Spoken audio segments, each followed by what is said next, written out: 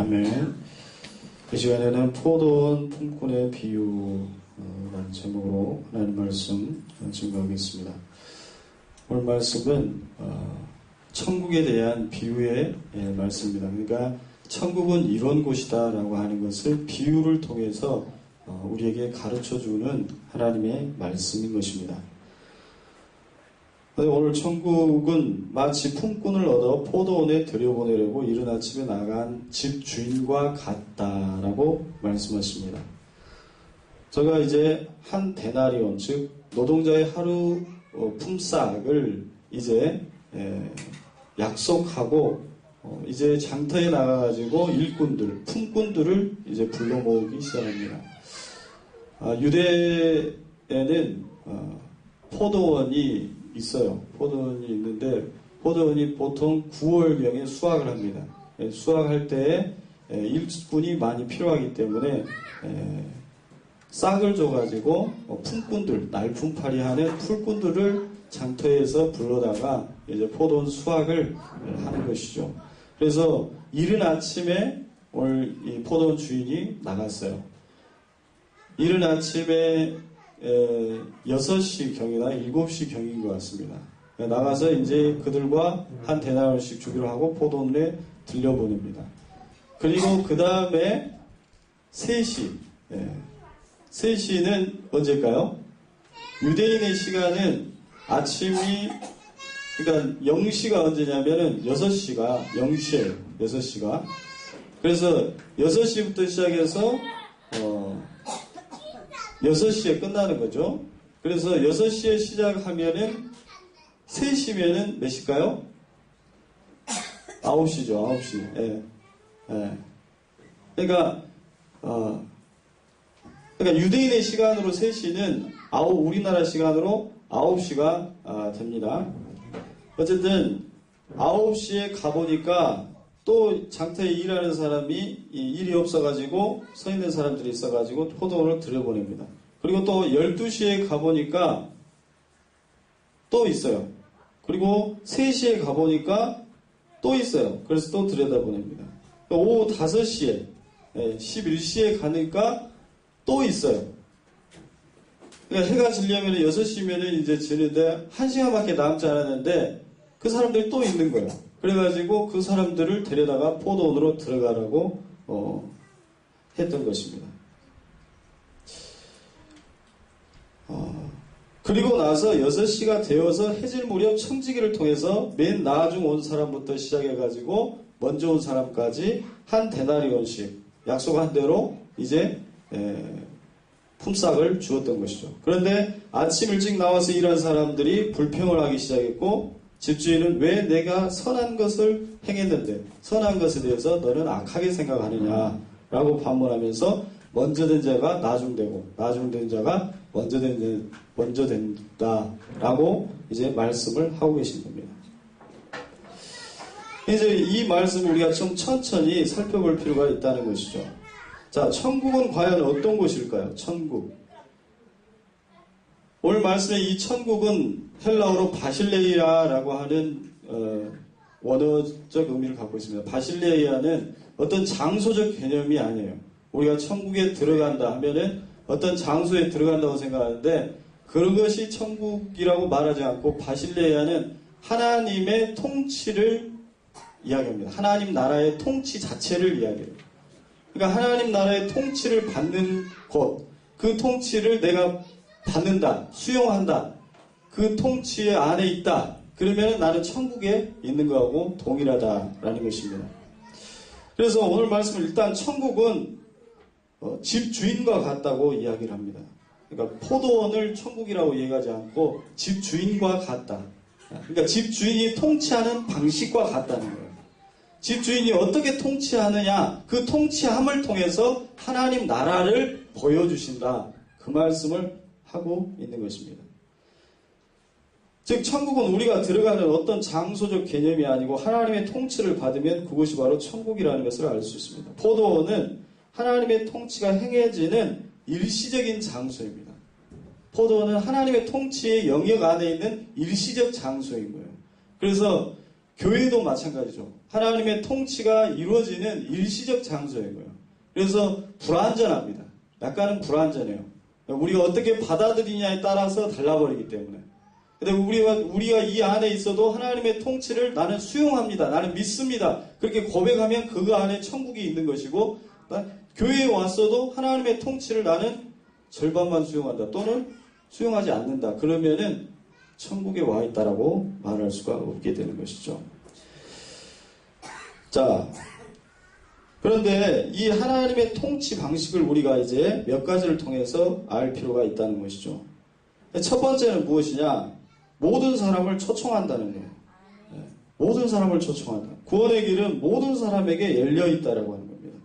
장터에 나가는데 어떤 시간에만 국한해서 나가는 것이 아니라 이 집주인은 계속 나가요. 계속. 이른 아침에 나가고 일이 끝날 그 1시간 전에도 나가서 일할 사람을 구해서 이제 데려온다라고 하는 것입니다. 하나님은 이런 방식으로 우리를 초청합니다. 우리를 사랑하기 때문에 그런 것이죠. 우리가 구원받을 만한 그러한 아무런 공로가 없음에도 불구하고 오후 5시가 되어서 장터에서 삶의 터전에서 방황하고 있는 우리를 불쌍히 여기시고 우리의 손을 붙잡아 주시고 우리를 구원의 길로 인도하시는 줄로 믿습니다. 아직 늦지 않았다고 내 포도원에 들어와서 일용할 양식을 받아가라고 초청하시면서 우리의 문을 두드리시는 것입니다. 그 하나님의 초청에 응해서 하나님의 포도원에 들어가는 순간 우리는 하나님의 은혜를 받는 사람이 되는 것입니다. 오늘 이 자리에 나오신 여러분의 삶과 삶의 터전 가운데 하나님의 은총이 충만하시기를 주님의 이름으로 축원합니다. 그러므로 교회에도 언제나 어느 때나 모든 사람에게 열려 있어야 합니다. 그리고 누구도 판단하지 말아야 합니다. 저 사람은 교회에 올 만한 사람이 아닌데 그렇게 판단할 우리의 자격이 되어지지 않는다는 거죠. 왜냐하면 하나님도 판단하시지 않으시기 때문에. 하나님도 판단하시지 않으시고 모두를 받아주시는데 우리도 판단하지 않고 주님의 은총으로 포도원으로 초청해야 하는 것입니다. 두 번째는 하나님 나라는 초청받은 자들에게 동일한 은혜를 주신다는 거예요. 어떤 사람에게는 더 많은 은혜를 주시고 어떤 사람에게는 은혜를 적게 주시고 그러지 않으시다는 거예요. 나이, 성별, 모든 직업 그런 차별 없이 모든 사람에게 동일한 은혜로 하나님은 내려주신다는 것입니다. 근데 오늘 말씀에서 한 가지 문제가 생깁니다. 초청받은 사람들이 품삯을 받을 때 불평이 일어났다라는 것입니다. 이 말씀을 통해서 우리가 알 수 있는 것은 하나님은 동일한 은혜를 주시지만 모두가 그 은혜를 받는 것은 아니다라고 하는 것을 알 수가 있습니다. 1시간 일한 사람과 12시간 일한 사람에게 동일하게 한 데나리온의 품삯을 집주인은 주었습니다. 한 데나리온은 당시 노동자의 하루 품삯이었어요. 그래서 밀가루 3대 또는 보리 1대 정도 되는 가격이었습니다. 그래서 가족들이 그것으로 양식을 사가지고 하루 정도 먹을 수 있는 그러한 세 끼니를 띄울 수 있는 그러한 양식이었다는 것이죠. 이 정도의 품삯을 동일하게 주는 것이 집주인의 뜻이었습니다. 늦게 온 사람도 최소한의 먹을 양식을 주는 것이 집주인의 뜻이었다는 것입니다. 그런데 아침부터 열심히 일한 당사자로서는 똑같이 그것을 평가해서 똑같은 품삯을 주었다라고 하는 것에 그것이 불공평하다고 이야기하고 화가 나 있었던 것입니다. 만일 포도원의 주인이 하나님이 아니라 일반 세상의 경영자였다라고 한다면 이것은 어쩌면 불평이 정당했다라고도 말할 수 있을 것입니다. 일한 만큼 차별을 두는 것이 그것이 사회의 법칙이고 경영의 법칙이기 때문입니다. 하지만 교회는 이윤을 추구하는 것이 아니라 생명을 살리는 곳이라는 것입니다. 너와 나의 보상을 따지는 것이 아니라 하나님의 은혜로 서로 사랑하고 나누는 것이 바로 교회이고 하나님 나라인 줄로 믿습니다. 두 렛돈의 아주 작은 헌금이라고 할지라도 그 헌금 안에 하나님의 은혜에 감사하는 진실한 마음이 있다고 한다면 그것으로 교회는 가치가 증명되어지는 거고 생명이 이제 생명을 얻는 것입니다. 하나님 앞에서 한 영혼이라도 진정으로 하나님을 만나고 하나님의 은혜 안에서 삶의 목적을 찾아간다라고 한다면 그것이 바로 교회의 존재의 목적이 된다라는 것입니다. 한 생명을 살리기 위해서 모든 것을 버릴 수 있는 것이 바로 교회의 가치이고 하나님 나라의 가치인 것입니다. 그러나 이것은 세상의 가치로는 이해하기 힘든 것이죠. 왜냐하면 우리는 세상의 가치에 물들여져 있는 경우가 많아요. 그래서 교회 안에서도 그 가치대로 행동하려고 하는 경우가 많이 있습니다. 그러나 우리는 하나님 나라 안에 들어오고 하나님의 통치 안에 들어오게 되면 우리는 하나님의 통치에 순종해야 될 줄로 믿습니다. 세 번째는 모두가 하나님 나라의 통치 안에서 순종하는 삶을 살게 된다는 것입니다. 사람에게 순종하는 것이 아니라 또는 어떤 힘 있는 사람에게 순종하는 것이 아니라 하나님의 통치에 순종하게 되어진다는 것입니다. 오늘 말씀에 보면은 포도원에 들어간 사람이 동일한 것이 한 가지가 있어요. 동일한 품삯을 받은 것도 있지만은 뭐냐면 동일하게 모두가 다 일을 했다는 것입니다. 일을 안 한 사람은 없어요. 1시간을 일했다고 하더라도 질적 차원으로 따지면 어떻게 보면 더 많은 일을 했을지도 모릅니다. 어찌됐건 12시간을 일한 사람도 있고 6시간을 일한 사람도 있고 1시간을 일한 사람도 있지만 어찌됐건 포도원에서 주인이 시킨 일을 했다라고 하는 것입니다. 포도원에서 품꾼의 일은 무엇일까요? 그것은 바로 주인의 말에 순종하는 것입니다. 주인이 맡겨진 일에 순종해서 하는 것입니다. 우리는 주인의 말에 순종한다고 하면 뭔가 자유를 박탈당한 듯한 그런 느낌을 받을 때가 있어요. 내가 내 인생의 주인이지, 내가 결정하고 내가 자유롭게 하면 되지, 그렇게 생각하는 경우가 있습니다. 그래서 내가 내 마음대로 사는 것이 누구에게 얽매여 산다라고 하는 것에 대해서 강한 압박감을 느끼고 거기에 대한 거부 반응을 느낍니다. 그것이 인간의 마음이에요. 누구든지. 하지만 신앙의 영역에서 우리는 하나님 나라의 통치 안에 들어오게 되면 하나님의 말씀에 순종해야 되는 이유가 있습니다. 그것은 하나님 나라와 세상 나라가 서로 가치가 다르고 원칙이 다르고 기준이 다르기 때문에 그래요. 그래서 여러분이 하나님 나라에 적응해야 된다라고 하는 거예요. 적응하는 시간이 필요해요, 사실은. 근데 적응하기 위해서는 뭐냐? 작은 것부터 내가 그 하나님의, 예를 들어서 로마에 가면 로마의 법을 따라야 되듯이 하나님 나라에 들어가면은 우리는 하나님의 법을 따라야 되는 것입니다. 그 하나님 나라의 지침서가 무엇입니까? 그것이 바로 성경 하나님의 말씀인 거죠. 그래서 그 하나님의 말씀을 따라서 우리가 하나하나 지켜나가고 그 말씀대로 살아가려고 노력하고 순종하고 나아가게 되면은 우리는 하나님의 나라의 백성으로서의 그런 적응력이 생기게 되는 거예요. 그렇게 되면 어떻게 됩니까? 하나님의 통치 방식을 이해하게 되고 하나님을 알아가게 되고 하나님과 동역하게 되고 그 하나님의 나라 안에서 우리가 그리스도의 장성한 분량에 이르기까지 성장해 갈 수 있게 되고 그리함을 통해서 열매 맺는 삶이 주어지는 줄로 믿습니다. 자, 그러므로 우리는 하나님을 믿고 주님의 초청에 응했다고 한다면 우리는 하나님의 말씀에 순종해야 되는 것이죠. 이것은 세상에서 오너가 직원에게 시키는 일과는 다른 거예요. 차원이 다른 겁니다. 너 이거 해, 너 저거 해. 이런 식으로 하나님이 시키시지 않으셔요. 하나님의 말씀에 순종한다는 것은 하나님과의 교제한다라고 하는 의미를 가지고 있어요. 하나님의 말씀이 내 안에 임하고 내가 그 말씀대로 행하는 삶, 그것이 바로 하나님과의 교제를 의미하는 것입니다. 물론 그 말씀대로 행하는 삶은 쉽지가 않아요. 왜냐하면 내 육체적 욕망과 충돌하기 때문에. 그래서 믿음이 필요합니다. 처음부터 큰 믿음이 요구되는 것은 아니에요. 작은 믿음이라도 좋습니다. 겨자씨만한 믿음이라도 좋아요. 그 믿음이 진실하다고 한다면 내가 하나님의 말씀에 순종하게 됐다라고 하는 그러한 진실한 마음만 있다라고 한다면 성령께서 우리를 도와주셔서 그 말씀에 순종할 수 있도록 인도해 주신다라는 것입니다. 날마다 주님과 교제하며 조금씩 말씀에 순종하며 나아가면 점차 내 믿음이 커져가는 것을 경험할 수 있어요. 그래서 내가 세상의 가치를 어느새 포기하고 있는 내 자신의 모습을 보게 된다라고 하는 것입니다.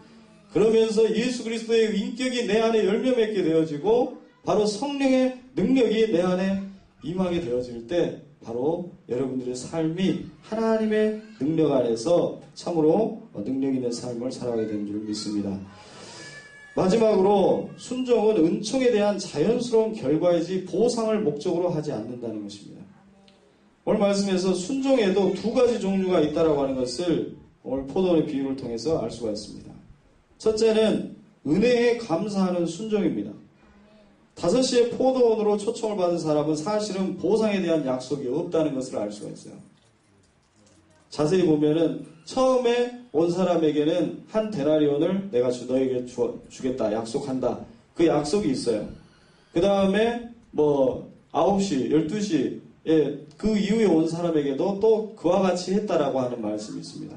그래서 상당한 보상을 너에게 주겠다라는 말씀이 있어요. 그런데 5시에 들어온 사람에게는 보상에 대한 분명한 약속이 없습니다. 보상에 대한 약속과 계약이 없는 상황에서 이 일꾼은 포도원으로 들어가기로 결심한 것입니다. 왜냐하면 그 주인이 희망이 없는 우리를 받아들여줬다라고 하는 그 은혜에 대한 감사 때문이었는지 모르겠습니다.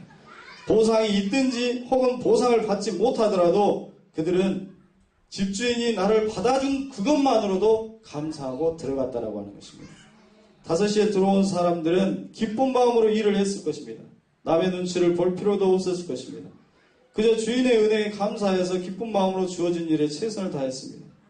그 순종은 하나님이 받으시기에 합당한 순종인 줄로 믿습니다. 두 번째는 보상의 목적을 둔 순종입니다. 일찍부터 와서 일한 사람은 처음에는 기쁨으로 일을 했을 것입니다. 그러나 막상 품삯을 받을 때 그들의 표정은 일그러지고 맙니다. 집주인은 이것을 예상했는지 친정기에게 한 데나리온을 줄 때 맨 나중에 온 사람부터 주라고 해요. 만약에 처음 온 사람부터 한 데나리온씩 주라고 했다라고 한다면 어차피 약속한 것이니까 그것에 대해서 불평하지 않았을지도 모르겠어요. 그러나 맨 나중에 온 사람, 5시에 온 사람에게 한 데나리온을 주니까 이게 열불이 나는 거예요. 난 12시간 동안 정말 뜨거운 햇볕을, 9월에 그 햇볕을 견디면서 나는 이 포도원 일을 했는데 나에게도 동일하게 한 데나리온을 준다라고 하는 것에 대해서 마음이 상하고 말았다라고 하는 것입니다. 이 사람의 마음은 처음에는 천국이었겠지만 그가 품삯의 마음을 빼앗기고 말았을 때, 그러니까 그 품삯의 마음을 빼앗겨버려요. 왜 나에게도 내 노동의 가치를 평가해주지 않는가? 내 노력의 가치를 평가해주지 않는가? 이 품삯, 돈의 마음을 빼앗겨버리고 말았을 때 그 마음은 지옥으로 변하고 말았던 것입니다. 그는 나중에 온 사람에 비해서 자신의 보상이 충분하지 않다고 생각했습니다. 이와 같이 보상의 목적을 둔 순종은 이미 하나님 나라의 은혜의 방식이 아니라 세상의 방식 속에 여전히 갇혀있는 것입니다. 예수님께서는 문둥병자 10명이 와서 이제 고쳐달라고 할 때 네가 제사장들에게 가가지고 내 몸을 보여라. 그러면은 낫게 될 것이다. 라고 했을 때 이 사람들이 이제 10명의 문둥병자가 그 말에 순종해가지고 제사장들에게 갑니다. 가는 도중에 어떻게 됩니까? 문둥병이 모두가 낫게 되는 것이죠. 그런데 그저 그 가운데 한 명, 이방인이었던 사마리아인이 다시금 예수님께로 달려와가지고 그 발 앞에 무릎 꿇고 인사하면서 감사합니다. 제 병을 고쳐주셔서 정말 감사합니다. 그 은혜 너무나도 감사합니다. 라고 하면서 감사하는 그러한 모습을 보이게 됩니다. 그때 예수님 말씀하시죠. 10명이 고침을 받은 것이 아니냐. 나머지는 다 어디 갔느냐. 라고 말씀하시면서 내 믿음이 너를 구원하였느니라. 라고 말씀합니다. 즉 나머지 9명의 문둥병자는 병 고침은 받았지만은 바로 하나님 안에서 구원받지는 못하게 되었다라고 하는 것입니다. 그러나 예수님께 돌아와 감사한 사마리아에는 병 고침뿐만 아니라 영육의 구원, 우리 주 예수 그리스도의 그러한 놀라운 은혜로 죄 씻음을 받는 그러한 은혜를 받게 된 줄로 믿습니다. 자, 온전한 순종이라고 하는 것은 이와 같이 보상을 목적으로 하는 순종이 아니라 관계적 순종 또는 신뢰의 순종이 되어야 되는 것입니다. 내가 하나님을 신뢰한다. 그 신뢰 안에서 바로 내 삶 속에서 순종이 자연스럽게 묻어나오게 되는 것이죠. 우리는 기도할 때 보상을 목적으로 기도하면 지치고 힘이 듭니다. 누구는 응답해 주셨는데 왜 나는 아직도 응답해 주시지 않느냐라고 불평을 하게 되는 것이죠. 그것은 온전한 기도가 아닙니다. 기도는 하나님에 대한 온전한 신뢰를 바탕으로 해야 되는 것이죠. 그 신뢰 안에서 순종하며 기도할 때 하나님께서는 그 순종 안에서 기쁨의 열매를 맺게 하시는 줄로 믿습니다. 오늘 말씀에서 5시에 들어온 사람들은 그저 포도원에 들어간 그 자체로 기쁜 것입니다. 어쩌면 돈을 받지 않을 것이라고 하는 것을 예상했을지도 몰라요. 그들에게는 다음날 또 일할 수 있는 그러한 직장 또는 그 일감이 주어지는 그 자체, 그것만으로 감사했을 것입니다. 5시에 들어온 사람들은 주인에 대한 감사한 마음이 가득 차 있었던 것이죠. 거기에다가 생각지도 못한 한 달란트를 받았을 때 그 기쁨은 더욱 크게 더해졌던 것입니다. 하나님 나라에 들어가는 것은 하나님의 약속과 주권 안에 있습니다. 내가 노력을 많이 했다고 해서 아침부터 저녁까지 수고하며 일했다고 해서 하나님 나라에 들어가는 것은 아닙니다. 설령 1시간만 일했다고 하더라도 하나님 앞에서 감사하며 기쁨으로 감당하는 삶은 하나님께서 받아주시는 것입니다.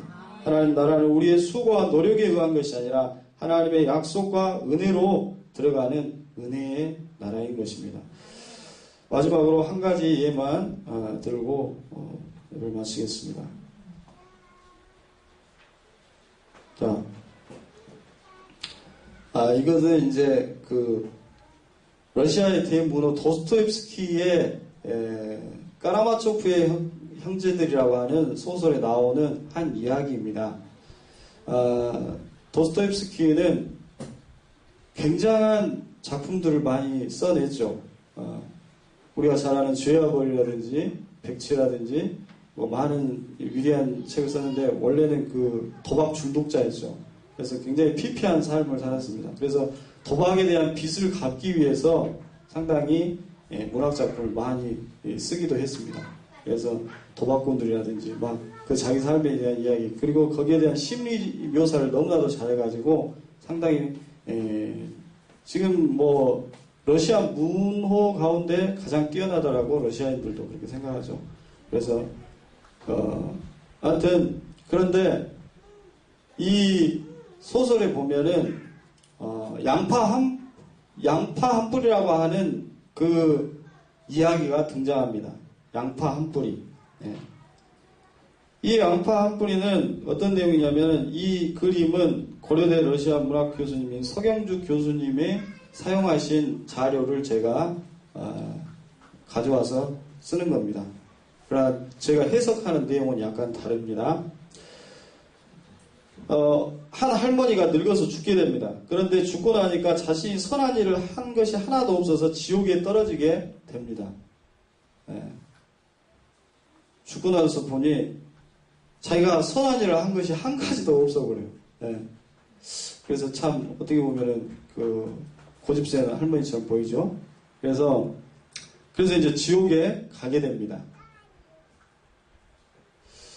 그래서 악마들이 이제 잡아다가 불 속에 던져 넣는 것이죠. 그런데 이 천사가 이 할머니가 살아온 삶 가운데 너무나도 이 할머니가 이제 어떻게 보면 불쌍하니까 계속해서 그 삶을 뒤져보니까 하나님 앞에 한 가지 선행을 한 것이 기억이 난 거예요. 뭐였냐면은 밭을 일구다가 이제 좀 어떻게 보면 못생긴 양파 하나가 이제 옆으로 튀어나오니까 그 양파를 지나는 나그네에게 그것을 준 거예요. 이거 먹으라고. 그래서 생각이 나가지고 이제 하나님께 그것을 아니다. 한 가지 있습니다. 바로 지나가는 나그네에게 양파 한 뿌리를 건네 주셨습니다. 그렇게 하나님께 대변을 하는 거예요. 그래서 하나님께서 말씀해요. 자, 그럼 좋다. 그러면은 그 양파 한 뿌리를 붙잡고 지옥에서 천국으로 이제 올라오도록 하거라. 그렇게 이야기를 합니다. 그래서 이제 어떻게 보면은 불가능할 것 같잖아요. 양파 한 뿌리를 어떻게 천국으로 붙잡고 올라가냐. 그래서 이제 불가능할 것 같지만은 어찌됐건 천사가 할머니에게 그 얘기를 해줬을 때 할머니가 알겠습니다 하고 그 양파 한 뿌리를 붙잡고 이제 천국으로 올라갑니다. 이렇게 막 올라가요. 그런데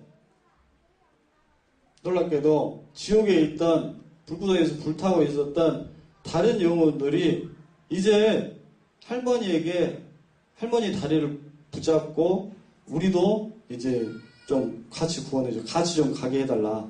그렇게 해서 할머니에게 매달리는 그 죄수들이 생기게 됩니다. 예. 그런데 할머니가 하는 말이 있어요. 야, 이 양파 한 뿌리는 내가 행한 거야. 내가 행한 양파 한 뿌리, 이건 내 것이야! 라고 하면서 이 사람들을 발로 걷어 차버립니다. 그렇게 했을 때 불바다로 다시 떨어지는 할머니. 예. 그래서 천사는 슬퍼하게 되었다라고 하는 그러한 이야기입니다. 근데 이 이야기가 상당히 의미심장한 이야기입니다. 여러분, 양파 한 뿌리는 무엇일까요? 그것은 할머니가 일생에 한 번, 단 한 번 행한 선행일까요? 그것으로 구원을 받을 수 있을까요? 사실은 없습니다. 그러나 하나님께서는 그 양파 한 뿌리를 붙잡고 지옥으로 나오라고 하십니다. 그런 기회를 주시는 것이죠. 그렇다면 그 양파 한 뿌리는 더 이상 할머니가 행한 착한 행실이 아니라 하나님의 은총의 선물인 것입니다. 은총의 선물인 것이에요. 우리가 하는 순종, 우리가 하는 노력, 하나님께 내가 보이려고 하는 그 자체도 사실은 은총의 선물이었다라고 하는 것입니다. 내가 잘나서 그렇게 했던 것이 아니라 그것은 하나님의 은총의 선물이었던 것입니다. 천국으로 가는 길은 양파 한 뿌리의 선행에 있는 것이 아니라 하나님의 은총의 선물로 가는 것입니다. 하지만 할머니는 그 양파 한 뿌리를 자신이 행한 선행으로 자신의 것이라고 생각했습니다. 그래서 나도 구원해달라고 자신의 다리를 붙잡는 다른 사람들을 발로 차버립니다. 이 양파는 내 것이야 라고 하면서 발로 차버립니다. 그때 그 할머니도 지옥으로 다시 떨어지게 되었다는 이야기인 거죠. 오늘 말씀에서도 포도원에 초청된 사람들은 포도원에 초청된 사람들에게 주어진 품삯이라고 하는 것은 행함에 대한 보상이 아니라 사실은 하나님의 은총의 선물이었다라고 하는 것입니다. 한 가정이 먹고 살 수 있는 그 양식을 주는, 일용한 양식을 우리에게 주시는 하나님의 은총의 선물이었지 그것이 행함의 보상이 아니었다라고 하는 것입니다. 구원은 행함의 보상이 아니라 하나님의 은총의 선물인 것입니다. 그 하나님의 은총은 어떤 세상적 가치관으로도 또는 돈으로도 환산할 수 있는 것이 아니었습니다. 하나님의 약속에 의해서 초청받은 모든 사람들에게 하나님의 은혜로 주어지는 것이었습니다. 그러므로 사실은 처음에 들어와서 열심히 일한 사람은 나중에 와서 1시간만 일하고도 한 데나리온을 받은 그 사람을 보고서 원래 은혜 받은 사람이라고 했다고 한다면 이런 생각을 해야만 했습니다. 와, 늦게 와서 정말 어떻게 좋은 집주인 만나가지고 이렇게 1시간만 일하고 또 생계를 또 밥을 먹을 수 있는 이런 은혜를 얻게 되었구나. 참으로 다행이다. 참으로 집주인은 정말 좋으신 분이시구나. 그렇게 생각했어야 마땅했습니다. 하지만 내가 일한 것에 대한 보상을 제대로 받지 못했다라고 하는 생각을 하는 순간 그는 천국에서 지옥의 나락으로 떨어져 버리고 말았던 것입니다. 포도원에 들여보내준 것도 일을 할 수 있게 해준 것도 다 집주인의 은혜인데 나는 더 많이 일했으니까 더 많은 보상을 받아야 한다고 생각하는 것은 하나님의 은혜의 값어치를 세상의 값어치로 타락시켜버리는 그것은 무서운 죄악인 것입니다. 하나님의 은혜 안에 있는 사람은 하나님의 부르심 안에서 하나님의 은총에 감사하면서 오늘 하루하루를 정말 감사하면서 살아가게 되어 있습니다. 그 감사 안에서 우리는 순종하게 하나님의 말씀에 순종하며 살게 되어 있는 것이죠. 그 순종은 보상을 바라는 순종이 아니라 구원의 기쁨의 순종이며 감사의 순종인 것입니다. 그 순종하는 삶 안에서 매일매일 주시는 일용할 양식을 먹는 기쁨을 누리게 되는 것입니다. 저와 여러분이 하나님이 일구어 가시는 그 포도원에서 구원의 은혜에 감사하면서 하나님의 말씀에 순종하며 때를 따라 열매를 맺고 또 수확하는 기쁨을 누리며 하나님께 칭찬받는 그런 은혜를 누리는 저와 여러분 될 수 있기를 주님의 이름으로 축원합니다. 기도하겠습니다. 하나님 감사합니다. 오늘 참으로 장터에서 갈 길을 모르고 방황하는 우리를 부르셔서 주님의 포도원으로 불러주시고 생명을 주시고 구원의 은혜를 주신 하나님께 감사를 드립니다. 주님의 은혜 안에서 우리가 주님의 말씀을 듣게 하시고 그 말씀을 믿음으로 순종하는 삶을 살아가게 도와주시옵소서. 우리의 믿음을 통해서 일하시고 복주시고 역사하시는 하나님, 한 주간의 삶 속에서도 믿음의 열매를 맺게 하여 주시고 그 열매의 기쁨을 누리는 우리의 삶이 되어줄 수 있도록 축복하여 주시옵소서. 늘 하나님의 은혜에 붙잡혀서 감사함으로 살아가는 우리의 삶이 되게 하여 주시옵소서. 주님께서 축복하실 줄 믿사옵고 감사드리며 예수 그리스도의 이름으로 기도드리옵나이다. 아멘.